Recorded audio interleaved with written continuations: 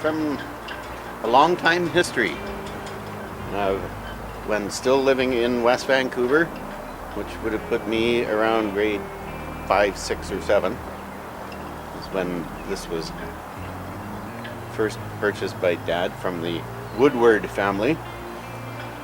And it, from West Vancouver, I don't even think it saw the water there, not via Dad anyway, but it was over to Yellow Point. That's where it spent the rest of its life, and we were in the process, the family, of moving to Yellow Point at that time. And this was the, well, it supplied a lot of food for us, which is why I don't eat a lot of salmon anymore. There were hundreds, if not thousands, of little boats like these with air-cooled engines. They were in the 12 to 16 foot range, and you would find them in rental places. You would find them on the mainland. You would find them all over the island. This was how people got out and about and caught a few fish, got out for picnics and pleasure in that whole period from about 1925 through to about 1960, when outboards and fiberglass boats started taking over the waterfront. This is built out of cedar planking, oak frames, steam bent, and is fitted out with fir decks with mahogany side decks and mahogany seats. The original engine was taken out some years ago and replaced with a larger engine, an air-cooled Wisconsin. It had a lot of issues with it, and so recently this Honda engine was donated and was installed by Bob HOGBERG up at the car shop. It was the motor that we put in the boat. It wasn't the original motor, but it was one that we put in. So the new motor is the reclaimed motor from the pressure washer. So the pressure washer seized up. We salvaged the motor off it, and if you want to have a closer look, you can see where we modified it and put a transmission on it, donated. And so it's a 4-stroke, 8 horsepower 4-stroke Honda. Much more reliable, and it runs very, very nicely, very quiet. It's a sweet little motor. The planking is original. The deck, you made the deck. I put the deck in, and that's the same fir that we installed in the floor in the Blue Fjord. That's right. That's where that all comes from.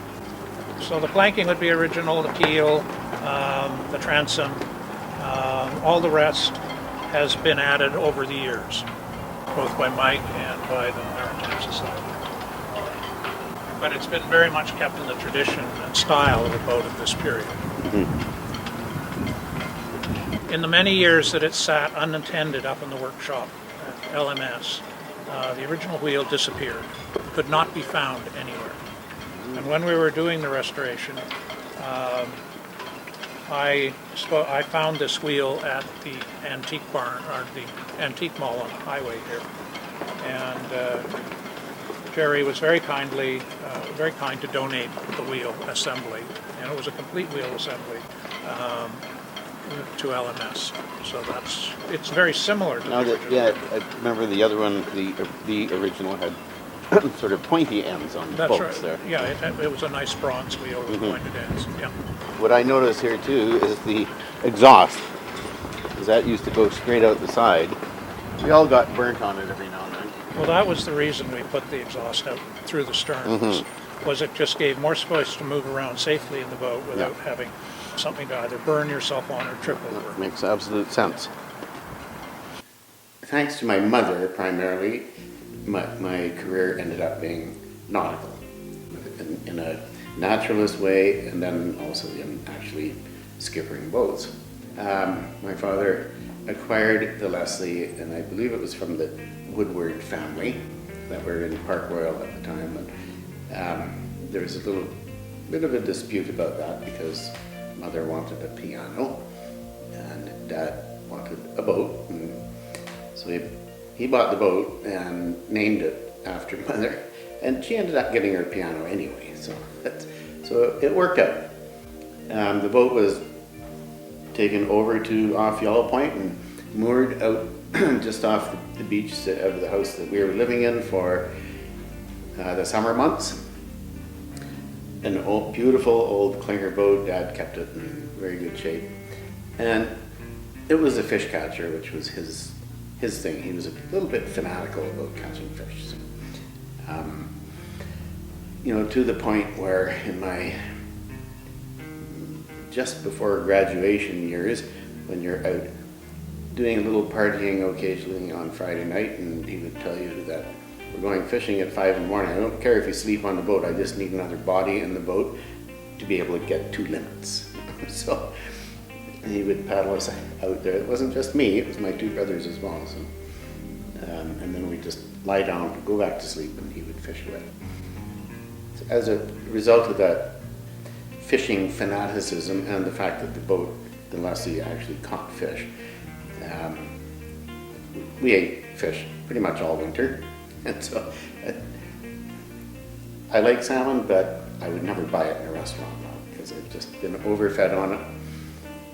And the boat was also followed around by any of the other local fishermen out in that area. As soon as they saw the boat go out, they'd start following it. And I tried that in my own boat. It didn't work because I knew what he was using out of the Lesley, and I'd be using exactly the same thing, going exactly the same speed, right behind him, same depths, everything, and he'd load up and then head home, and I wouldn't have caught anything. So the boat itself had the right vibration, and you know, commercial fishermen feel that about some of their boats too. After Dad died, it went through a bit of a stale period for it, and then it was actually a fellow named Al Gilroy who came and asked me if we'd be interested in donating it to the Maritime Society. He was a member at the time. And I thought, why not? Mom, what do you think of that? Pat, what do you think of that? Gary? Everybody thought it was a good idea.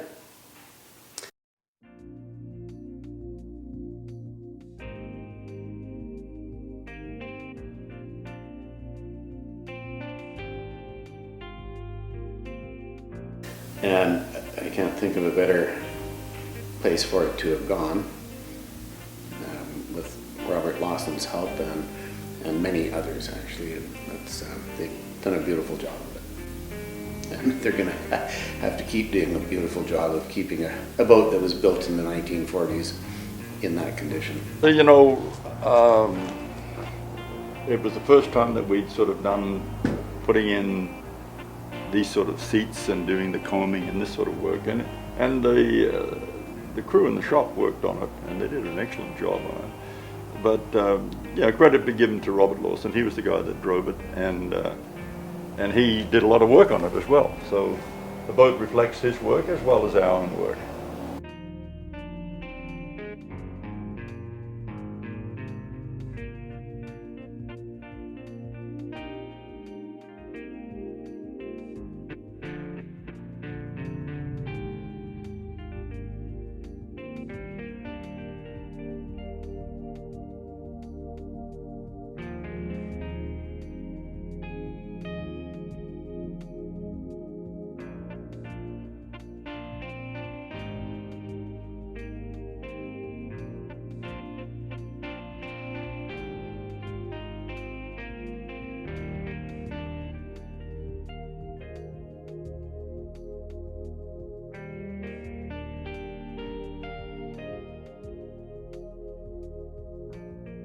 I have a nice little, it's called a bird's mouth router bit, and it creates a little bird's mouth on the side of a piece of wood and the mirror image on the other side, and by setting it in just with the right thickness of wood, you can make any size of curve by gluing it up.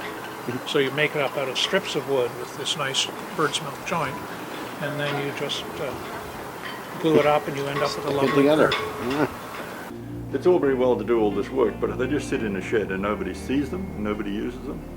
So last year we took the boat over to Vancouver to the boat show, and it went to the boat show there, and it was appreciated over there. Just trying to think of the hours.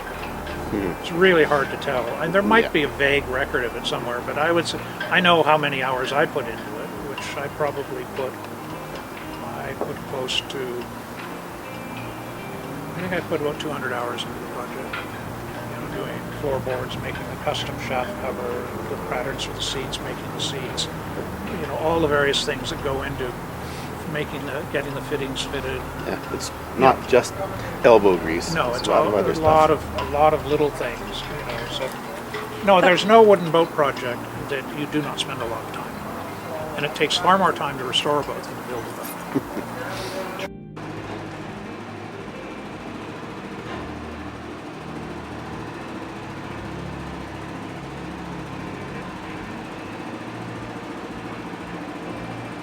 What we try and do is we try and encourage people to become stewards of boats. So for each of our vessels, we'd like to have a steward who runs the boat and looks after it.